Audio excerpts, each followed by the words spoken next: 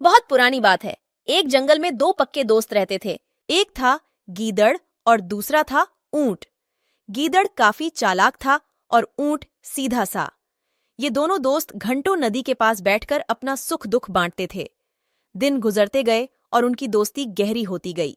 एक दिन किसी ने गीदड़ को बताया कि पास के खेत में पके हुए तरबूज हैं। ये सुनते ही गीदड़ का मन ललचा गया, लेकिन वो खेत नदी पार था।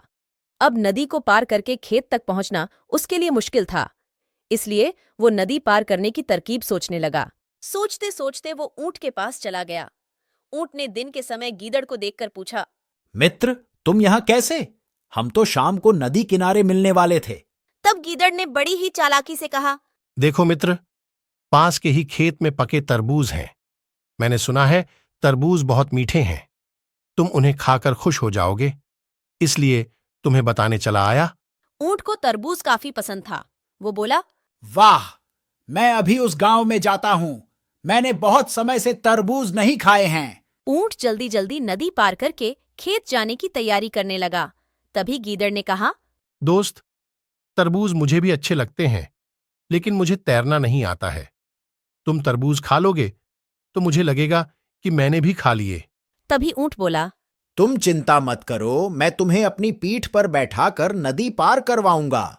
फिर साथ में मिलकर तरबूज खाएंगे। ऊंट ने जैसा कहा था वैसा ही किया। खेत में पहुंचकर गीदड़ ने मन भरकर तरबूज खाए और खुश हो गया। खुशी के मारे वो जोर जोर से आवाजें निकालने लगा। तभी ऊंट ने कहा, तुम शोर मत मचाओ। लेकिन वो माना नहीं। गीदड़ की आवाज सुनकर किसान डंडे लेकर खेत के पास आ गए। गीदड़ चालाक था, इसलिए जल्दी से पेड़ों के पीछे छुप गया। ऊंट का शरीर बड़ा था, इसलिए वो छुप नहीं पाया। किसानों ने गुस्से के मारे उसे बहुत मारा। किसी तरह अपनी जान बचाते हुए ऊंट खेत के बाहर निकला। तभी पेड़ के पीछे छुपा गीदड़ बाहर आ गया। गीदड़ को देखकर ऊंट ने गुस्से में पूछा, तुम क्यों इस तरह चिल्ला रहे थे? गीदड़ ने कहा कि मुझे खाने के बाद चिल्लाने की आदत है, तभी मेरा खाना पचता है। इस जवाब को सुनकर ऊंट को और गुस्सा आ गया।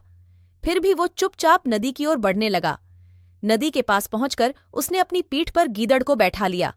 इधर ऊंट को मार पड़ने से मन ही मन गीदड़ खुश हो रहा था। उधर नदी के बीच में पहुंचकर ऊंट ने नदी में डुबकी लगानी शुरू कर दी। गीदड़ डर गया और बोलने लगा। ये क्या कर रहे हो? गुस्से में ऊंट ने कहा, मुझे कुछ खाने के बाद उसे हजम करने के लिए नदी में डुबकी मारनी पड़ती है।